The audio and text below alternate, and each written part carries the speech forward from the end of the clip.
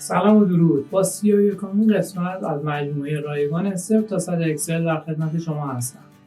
در این قسمت قصد دارم شما رو با جزئیات ابزارهای بخش فایند اند سلکت و از این مجموعه اونها آشنا بکنم که در سرعت بخشیدن به کارهای شما در اکسل نقش زیادی دارن.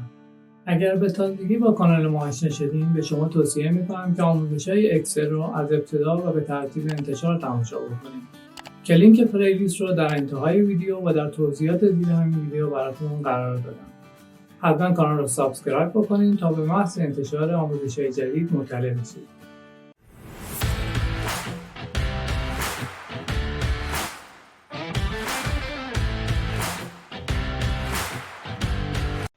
سلام و درود مجدد.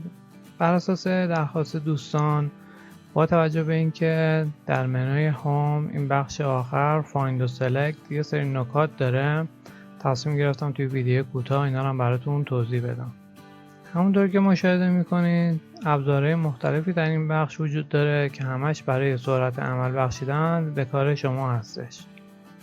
ابتدا فایند که شما با کلید ترکیبی کنترل F همونطور که اینجا هم نشون داده میتونید بهش دسترسی پیدا کنید که در واقع حالا ابزار بعدی هم در کنار اون قرار گرفته. شما وقتی که مثلا میخواین اینجا الان ما 5000 تا رکورد داریم، ممکنه شما 100,000 تا رکورد یا بیشتر داشته باشید. دنبال یه آیتم خاصی سریع میخوایم بگردید و منطقی هم نیستش که با چش دنبال اون بخوایم بگردید. پس از اینجا میتونید اون چیزی که مد نظرتونه رو تایپ کنید. مثلا من دنبال مشتری میگردم که خانومی که فامیلیشون هیل هستش و دکمه فایند رو میزنم. میبینید که اینجا برای ما ایشون رو پیدا کرد. حالا نکته‌ای که وجود داره، ممکنه که این الان لیست خریدها هستش، به فرض این خانم خریدای دیگه هم داشته باشه.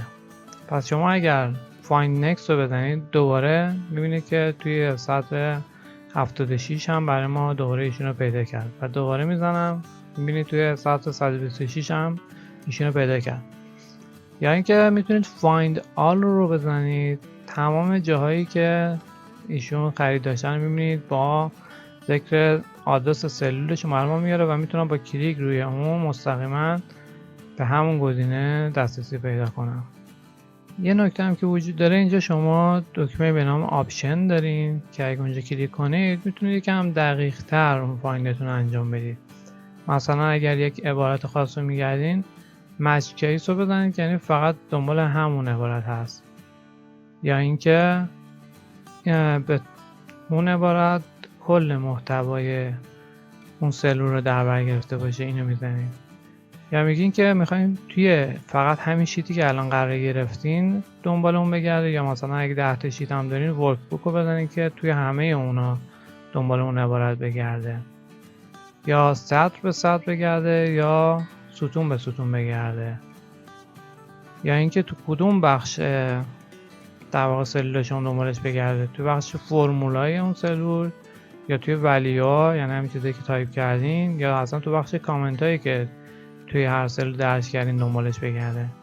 اینی که امکانات خوبی برای شما داره.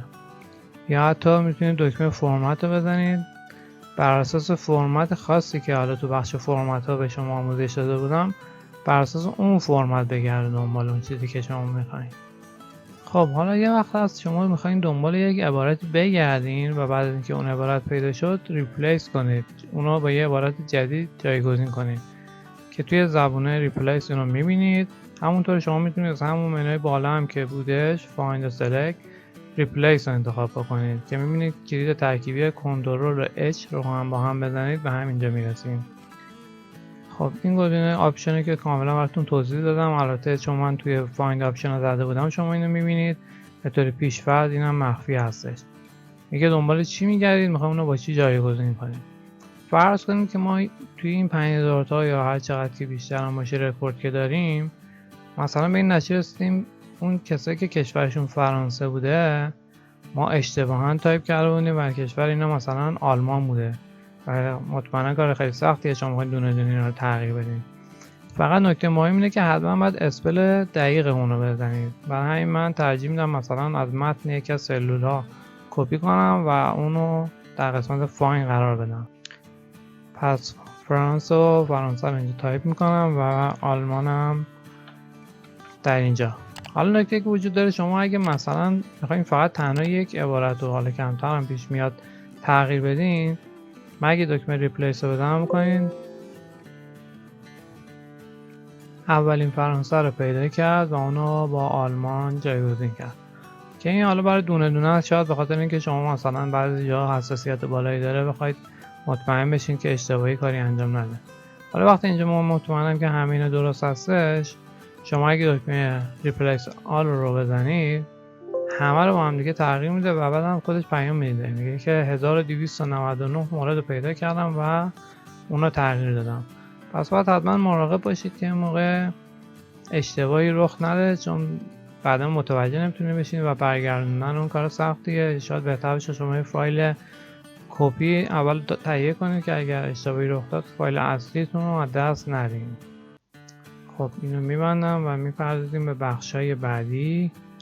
وقتی شما میخواین سریعاً به یک بخش خاصی از شیتتون مراجعه بکنید، تو این بخش فایند و سلکت چیزی به نام گو تو رو داریم که رویش وقتی نگه میدارم میبینید که با کنترل و جی کلیدهای ترکیبی هم میتونید به این دسترسی پیدا کنید که همچین منوی داره، یا اینکه دکمه F5 رو میزنید و بازم به همین منو میرسید. وقتی اولین بار شما به این منو میاید معمولا این قسمت گو تو حالت هیستوریش داره خالی هستش. من چون تازگی ازش استفاده کردم این دو تایتم شما اینجا میبینید. در بخش ریفرنس مثلا اگر شما دنبال یه سلول خاص هستید که میدونید که مثلا سلول دی مثلا 12 رو مثلا کار داریم، به محض اینکه اینتر کنید به سلول دی 12 مراجعه کرد. یا همینطور که مثلا اگر بگم که مثلا سلول مثلا B4 تا مثلا سلول C12 یه محدوده رو میخوام رفرنس بهش بدم، اون محدوده رو برای من انتخاب میکنه. و بخش جالبتری که وجود داره اینجا ما چیزی به نام اسپیشال داریم. دنبال چیزهای خاصی اگه بخوایم بگردید، محدوده های خاصی یا سلول های خاصی، بر اساس یه سری آیتم هایی که اینجا براتون لیست کرده میتونید به اونا دسترسی پیدا کنید.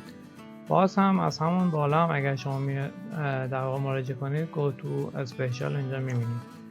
گزینه‌های مختلفی وجود داره، مثلا همین پیش‌فرض کامنت ها، شما فقط میخواید سلولایی که توش کامنت داره رو مراجعه کنید. اگه من اوکی کنم این سه تا سلول که کامنت داشت رو برای من سلکت کردش. یا اگر که مثلا بخواید دنبال سلولایی که توشون فرمول به کار رفته، شما توی نگاه میکنید فقط نتیجه ها رو میبینید، نمیتونید متوجه بشید که کدوم از اینا فرمول داره. اگه من فرمول رو انتخاب بکنم، حتی چون قبلی ها رو سلکت کرده بودیم باید دوباره این رو انتخاب بکنم، دنبال خونه های فرمول ها رو بگردیم، کل اینا رو برای من انتخاب کرد. چرا؟ خب همونطور که توی فرمول بارم میبینین این یه فرمول برای تعریف شده که بتونه بر اساس اون سال تولد رو محاسبه کنه، ولی بقیه اینا تکست های معمولی هستن. یه نکته دیگه هم که وجود داره، شما اگر که در بخش اسپیشال فقط دنبال سلولای خاصی هستید که مثلا نوعشون متنی باشه یا نامبر باشه، کانستنت رو که انتخاب میکنید یعنی به صورت ثابت، تمام این مدل سلولا میبینید تیک خورده. اگه تیک فقط نامبر رو بذارین باقی بمونه، سلولایی که توشون نامبر استفاده شده بوده رو براتون میاره. یا اینکه دوباره من میارم این سری مثلا میگم فقط تکست دار رو برای من بیاره، ببینید برعکس سری قبلی اون سری نامبر انتخاب شده بود، الان فقط اونایی که سلولای تکستی هستش رو براتون آوردش. یا همینطور از قصد من اینجا دو تا تصویر، شکل و ایمیج براتون آوردم که ببینید اونا رو هم میشه حتی انتخاب کرد تا هم بخش اسپیشال. اگه آبجکت رو انتخاب کنید، این دو تا آبجکت ما رو با هم انتخاب کرد، میتونید با هم مثلا حرکتش بدید، پاکش کنید یا هر کاری دیگه.